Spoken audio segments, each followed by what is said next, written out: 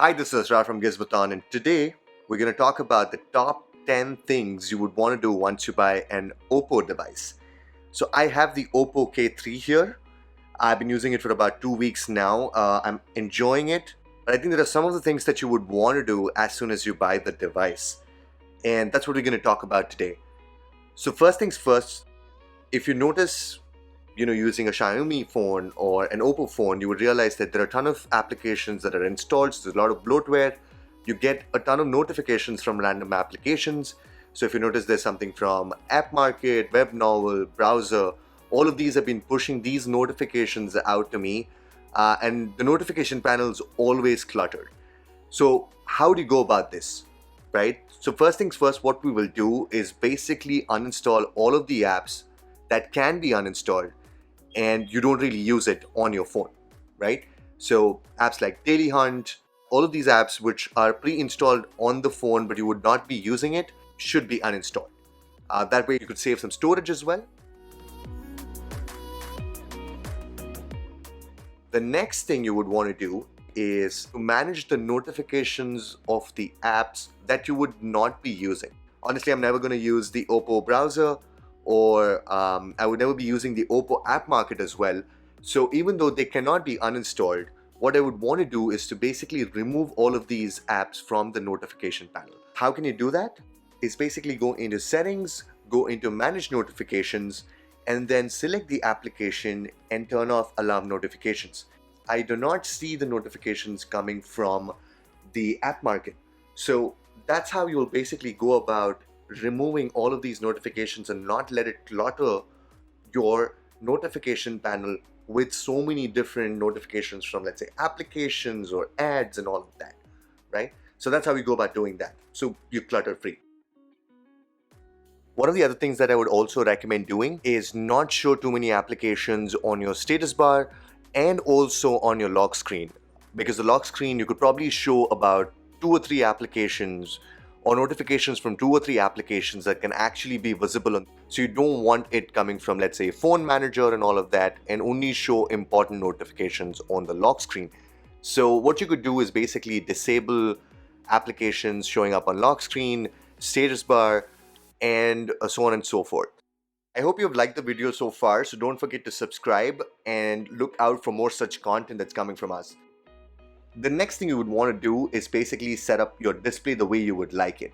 Now, Oppo gives you a couple of options. The first thing you would want to do is basically set your color temperature. I'm a person who likes it a little on the warmer side, so I keep it a little over default, so it's a little warmer. Next, in display settings, what you would want to do is change your display size and font size. Oppo's default size is really large, which gives you very little screen estate. So what you would want to do is basically set that the way you like. What I usually do is set both of them to small, because that's the way I like it. It gives me a lot of screen estate as well.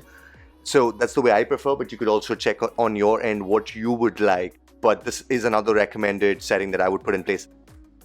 Next thing in display settings, what you would want to do is basically set up night shield. Now, you guys might have probably heard about blue light causing issues to your eye, which is why you could have trouble sleeping. This can just help you schedule night shield between a certain time. So about 10:30 in the night to about 7 in the morning, and you can have warmer color tones. One of the nice things I really like about Oppo is the nighttime comfortable reading option. I think it's really nice because it gives you almost black and white settings across the device, and everything sort of goes into dark mode. Now, unfortunately, Oppo doesn't have dark mode as a part of a default setting in ColorOS, which apparently is going to come in the next version of Oppo's ColorOS. So we're looking forward to that.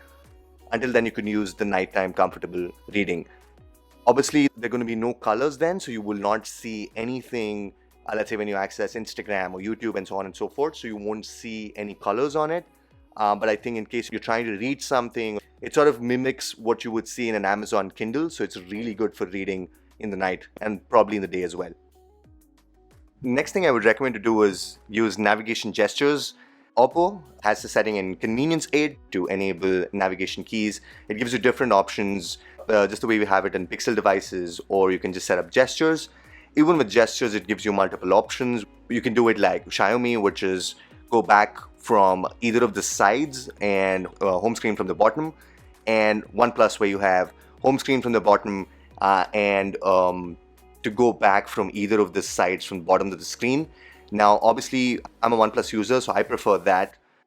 Now, usually what I've noticed is when you're doing gestures and you, let's say playing PUBG, you accidentally just swipe up or just go back and it just goes back to the home screen.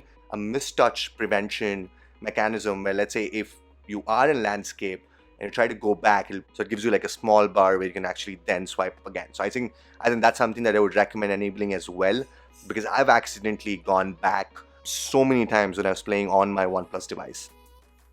After setting up the navigation gestures, what you would also want to do is set up other gestures that Oppo provides. Raise to wake. Now, phones with optical fingerprint scanner require that, because as soon as you pick up the phone, it sort of lights up the fingerprint. Because sometimes what used to happen was that I had to double tap, press on the power button to have that light come up on the optical fingerprint. So I think raise to wake is a good feature to have. Apart from that, you have other screen off gestures as well. Double tap is one of them. So let's say if you don't set up raise to wake, I think double tap is another thing that you can set up as well. The other screen off gestures that you have is draw a V or draw an O to launch the camera or the flashlight, very similar to the OnePlus device. But Oppo also provides you to add more screen off gestures. So let's say you want to swipe right or swipe left, you have that option available for you as well. So let's say if I set up swipe right to actually launch an app, then what it would do is basically as soon as the screen is off, I swipe right, it'll tell me to unlock the screen and it'll open maps right away, right? So it's a pretty cool feature to have, I guess, if you want to launch apps as well.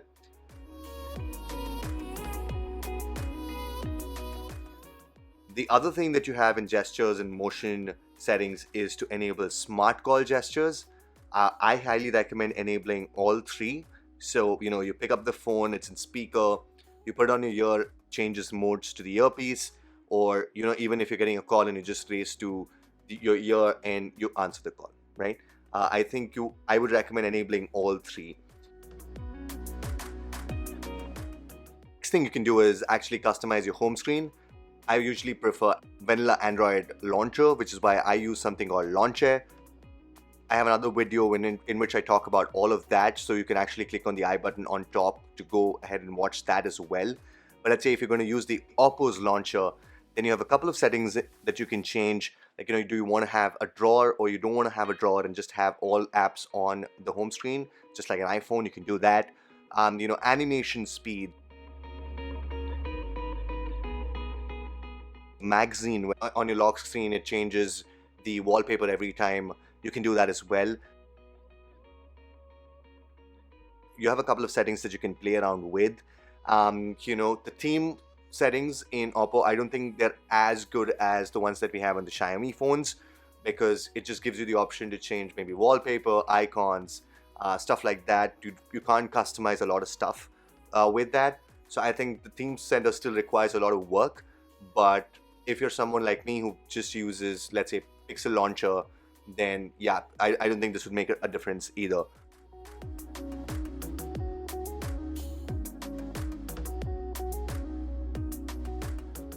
The next setting that I'm going to talk about is not particularly for Oppo's ColorOS, but it also can be used for other phones as well. So let's say if your phone has the ability to actually put in a DNS entry, or let's say set up a private DNS like you have in OnePlus devices, where you can actually define which DNS provider you would want to use, then in that case what you could do is just use something like AdGuard DNS entry to actually enable that, so you will not see any particular ads on the browser or in applications. So this comes in very handy when you have kids that play a lot of games or download games, and then you have a lot of pop-up ads that show up that can be avoided. In case where you don't have a setting which can help you put in a DNS entry, just like the way we have in Oppo, and the last time I checked, Xiaomi doesn't allow it either. So what you can do is you can download this application called Block This.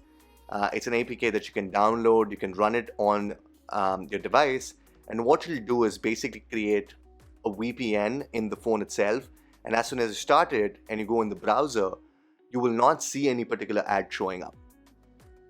That's it from my end. I hope you liked the video and watched till the end. If you're still here with me, thank you so much for watching. Do subscribe to my channel.